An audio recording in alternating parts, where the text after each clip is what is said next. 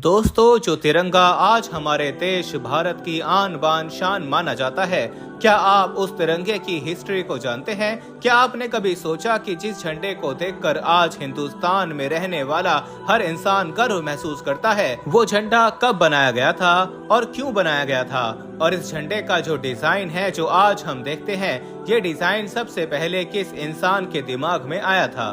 तो दोस्तों, इस तरह की तमाम चीजों के बारे में आज की इस वीडियो में हम बात करेंगे और भारत के झंडे से जुड़ी बहुत जरूरी बातें आज के इस वीडियो में हम जानेंगे। तो दोस्तों, वीडियो शुरू करने से पहले बस मेरी आपसे छोटी सी गुजारिश है कि नए आने वाले दोस्त चैनल को सब्सक्राइब करके साथ ही में बेल आइकन को भी प्रेस कर दें और हमारी हौसला अफजाई के लिए हमेशा की तरह हमारी इस वीडियो को भी लाइक कर दें, ताकि हम आपके लिए इसी तरह की और भी वीडियोस लाते रहें।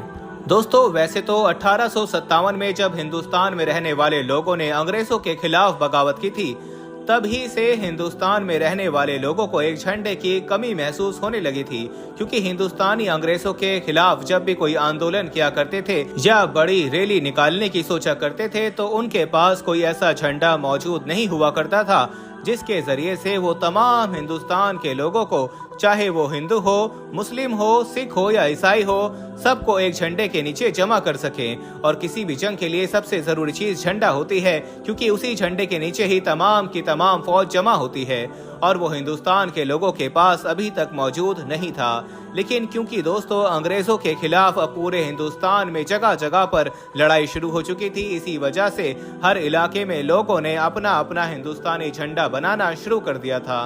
अगर आप इंडिया के झंडे की हिस्ट्री को पढ़ेंगे तो सबसे पहले आपको 1906 में बनाया हुआ वो झंडा दिखाई देगा जो बंगाल में बनाया गया था। बंगाल में अंग्रेजों के खिलाफ एक रैली निकाली गई थी, जिसमें एक ऐसा झंडा बनाया गया था जो 3 रंग से बनाया गया था, और ये शायद हिंदुस्तान का पहला तिरंगा भी था। दोस्तों, वीडियो में आगे बढ़ने से पहले हम आपको ये भी बताना चाहते हैं कि शुगर एक ऐसी बीमारी है जो आजकल ज्यादातर लोगों में देखी जा रही है। इसलिए हम आपके लिए अफ्रीका की जड़ी बूटियों से बनी एक ऐसी दवाई लेकर आए हैं जिससे आपकी शुगर की बीमारी बिल्कुल जड़ से खत्म हो जाएगी। मर्दाना कमजोरी और धात के मरीजों के लिए भी हमारे पास बहुत ही कामयाब दवाई मौजूद है, जिसको अगर आप एक बार इस्तेमाल कर लोगे तो इंशाल्लाह अपनी दुआओं में हमेशा याद रखोगे। सिर्फ एक ही महीने ये दवाई खानी होती है। इस नंबर पर एड्रेस व्हाट्सएप करके आप दवाई ऑर्डर कर सकते हैं या फिर आप कॉल करके अपना ऑर्डर लिखवा सकते हैं।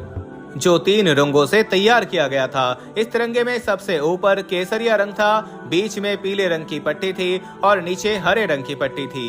बीच वाली पीली पट्टी पर हिंदी में वंदे मातरम लिखा हुआ था और नीचे की हरी पट्टी पर एक सूरज और एक चांद तारा बना हुआ था।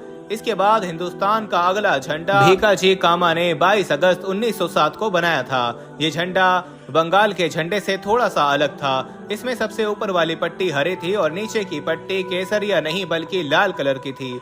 बाकी तकरीबन ये झंडा बंगाल के झंडे की ही तरह सेम था। उसके बाद धीरे धीरे फादर ऑफ नेशन यानी गांधी जी को भी हिंदुस्तान के झंडे की टेंशन सताने लगी थी, और उनके दिमाग में भी यही बात चल रही थी कि हिंदुस्तान का एक ऐसा झंडा होना जरूरी है जिसके नीचे तमाम हिंदुस्तान में रहने वाले लोग जमा हो सकें। गांधी जी ने पिंकली वेंकैया नामी एक शख्स को ये ऑर्डर दिया कि तुम एक ऐसा झंडा तैयार करो कि जिसमें हरा और लाल दोनों रंग हो और उन दोनों रंगों के ऊपर एक चरखा बना हुआ हो। गांधी जी के ऑर्डर पर पिंकली वेंकैया ने एक ऐसा झंडा तैयार किया कि जिसमें ऊपर हरा कलर था और नीचे रेड कलर था और उन दोनों के बीच में एक चरखा बना हुआ था।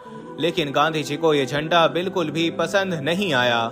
उसके बाद उन्होंने पिंकली वेंकैया को ये कहा कि इन दोनों रंगों के अलावा एक रंग और शामिल किया जाए और वो नया रंग होना चाहिए सफेद। तो दोस्तों, गांधी जी के मशवरे पर पिंकली वेंकैया ने अब उसमें तीसरा रंग भी शामिल कर लिया।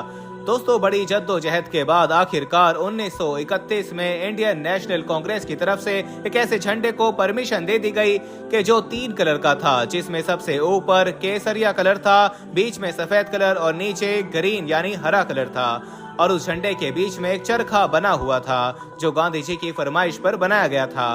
उसके बाद 1931 से लेकर 1947 तक यही इंडिया का झंडा रहा और इसी झंडे के नीचे पूरे इंडिया के लोगों ने अपनी आजादी की लड़ाई लड़ी थी। 1947 में जब अंग्रेज भारत को छोड़कर चले गए तो पूरे हिंदुस्तान के सामने सबसे बड़ा सवाल और सबसे बड़ी मुसीबत यही थी कि आखिर अब भारत का झंडा कैसा बनाया जाए, क्योंकि अभी तक जिस झंडे के नीचे रहकर हिंदुस्तान के तमाम लोगों ने अंग्रेजों से लड़ाई लड़ी थी वो भारत का झंडा नहीं था बल्कि कांग्रेस पार्टी का झंडा था।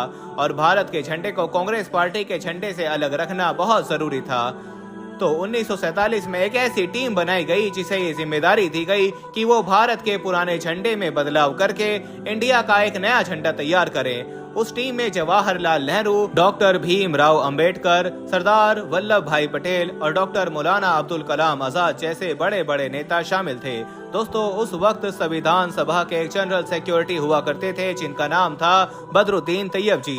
बदरुद्दीन तैयब जी ने संविधान सभा के सामने ये प्रस्ताव रखा कि क्यों ना हम भारत के पुराने झंडे से चरखे को निकाल कर उसकी जगह अशोक का चक्र लगा दें। बदरुद्दीन तैयब जी का ये प्रस्ताव सभी लोगों को बहुत पसंद आया और फिर हमेशा के लिए बदरुद्दीन तैयब जी के इसी प्रस्ताव को मान लिया गया और भारत के तिरंगे में अशोक के चक्र को शामिल कर लिया गया। लेकिन दोस्तों बदरुद्दीन तैयब जी ने जो प्रस्ताव संविधान सभा के सामने रखा था वो उनके खुद के मन का आइडिया नहीं था बल्कि बदरुद्दीन तैयब जी की एक बीवी हुआ करती थी जिनका नाम था सुरैया तैयब जी। उन्हीं के मन में ये आइडिया आया था। बदरुद्दीन तैयब जी की वाइफ यानी सुरैया तैयब जी ने कागज पर तिरंगे का नक्शा बनाया था और उसमें चरखे की जगह अशोक का चक्र शामिल किया था और कागज के टुकड़े पर बने हुए तिरंगे के उसी नक्शे को बदरुद्दीन तैयब जी ने संविधान सभा में पेश किया था जिसे हर एक ने बड़ी खुशी के साथ कबूल कर लिया था।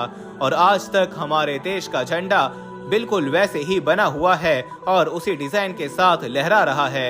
लेकिन दोस्तों ये बड़े ही अफसोस की बात है कि जिस सुरैया तैयब जी ने हमारे देश के झंडे को एक नया डिजाइन दिया था आज हम उन्हीं को भूल गए हैं। अगर आप लोगों को ये वीडियो पसंद आया हो तो इस वीडियो को जरूर लाइक करें और इसे अपने दोस्तों और रिश्तेदारों के साथ जरूर शेयर करें।